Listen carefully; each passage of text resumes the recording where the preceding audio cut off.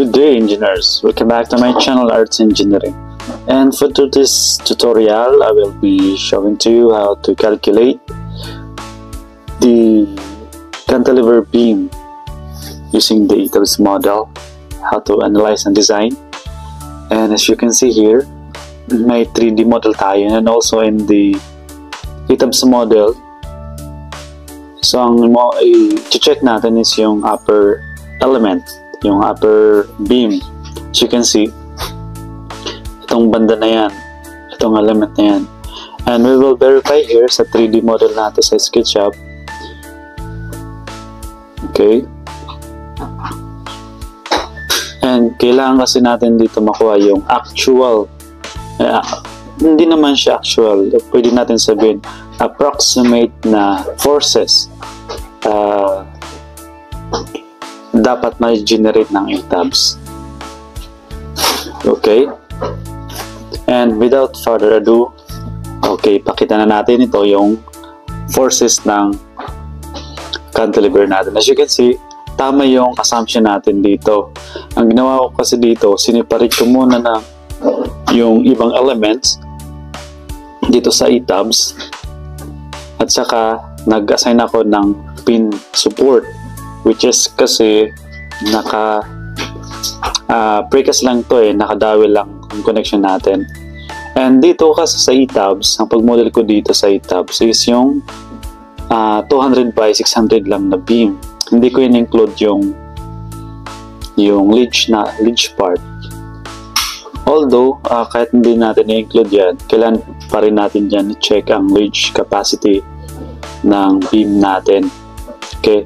Pero dito sa ETABS natin, minodel natin siya as 200 by 600 lang, yung full width niya. Okay? And as you can see here, dito sa model natin, dito sa ETABS, meron tayong diagram nito. So makikita ninyo approximately correct yung diagram natin. Ulit ko lang.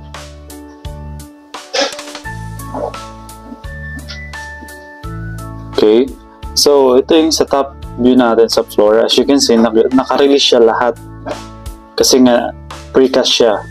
Pero doon part sa may column na yan, ano siya, naka-pin support lang siya, diretso lang siya. Kumbaga continuous beam siya, so walang putol dyan sa part ng column na yan or sa support. So bali kasi dapat yung magiging top reinforcement ng biga natin should be continuous. Okay, and yan, ipakita ko muna yung loads natin. Ito yung mga loadings natin. And ito pala yung ginagawa ko. For example, nakamodel na ako ng bone structure sa ETABS. Gusto ko i-localize check sa analyze result, reactions, forces. So, siniseparate ko siya. Ina-isolate ko siya.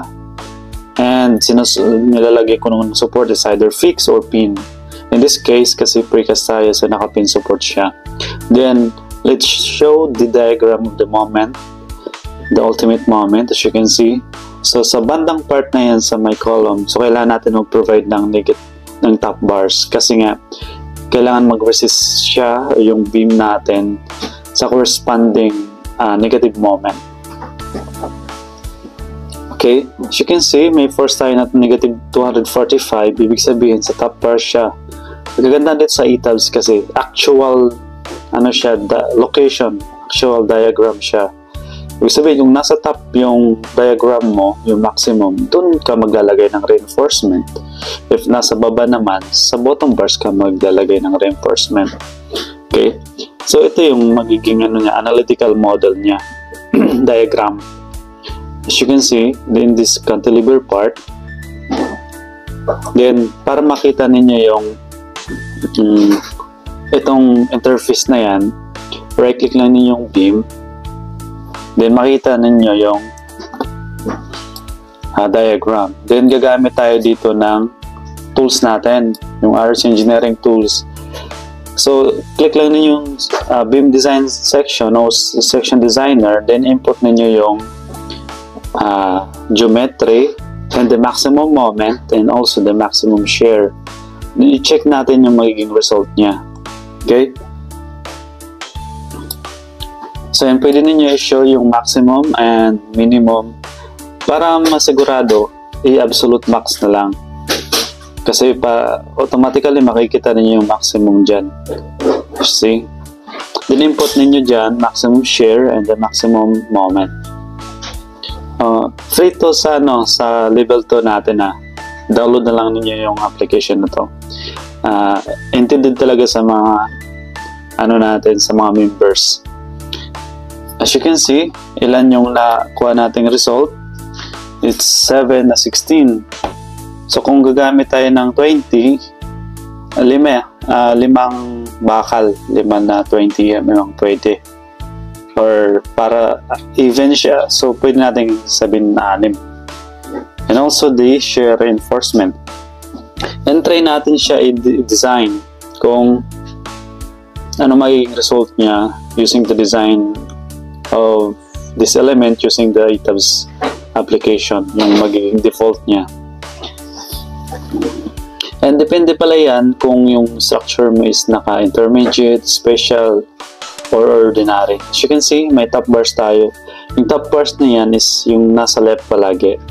And yung nasa right, kapag nasa y-axis, yun naman yung bottom bars. Kapag naman sa x-axis, yung top bars na yan is yung nasa top. And yung pinakababa is bottom bars. So, as you can see here, input lang ninyo yung area, pumapatak siya ng 6. So, tama siya. Approximately correct siya. Although naka-round off lang siya. So, tama. Tama yan. Okay. Then, show naman natin yung reinforcement shear. Yung shear reinforcement, B-bar in terms of millimeter square per meter. So, input, may calculator din tayo rito. Hindi lang ninyo alam. Hindi kayo nag-download. Simple lang ninyo din anong diameter and ilang legs. As you can see, it's around 350 yung requirement lang. Pero dun sa calculation natin sa designer, I think 275 or 295 yung spacing. So, anyway, ayun o. Anyway, ang naman natin, hindi tayo lalampas sa 200 or 150 sa spacing ng stirrup. So, nasa pa rin tayo. Nasa range ng allowable. And, yun, malaking gamit na yung tools natin. Ibig sabihin na yung assumption natin dito, nakuha natin yung actual na possible magiging design o magiging diagram ng ating beam. So yun lang guys, thank you for watching and don't forget to follow my page and YouTube channel, Arts Engineering. And kung gusto nyo, pwede kayo mag-join. Okay, thank you and God bless.